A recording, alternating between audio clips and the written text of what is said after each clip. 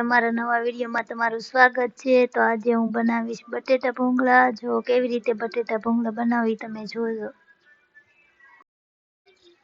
ચાલો મિત્રો, તો આજે હવે આપણે તળીશું ભૂંગળા। ભૂંગળા તળાઈ ગયા છે। પેલા નાખશું રાઈ, હવે આપણે નાખશું લસણ ને લીલું મરચું, એને થોડોક સમય રહેવા દઈશું હલાવીને। તો હવે નાખશું આપણે ટમેટું, ટમેટુને પણ થોડોક સમય રહેવા દઈશું હલાવીને। તો હવે નાખીશું મીઠું,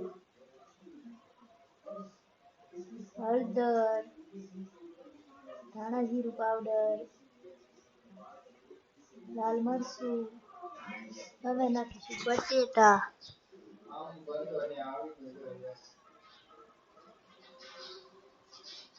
બટેટા નાખીને પછી આપણે હલાવી નાખશું, સારી રીતે મિક્સ કરી નાખશું। હવે આપણે નાખશું ધાણા લીલા।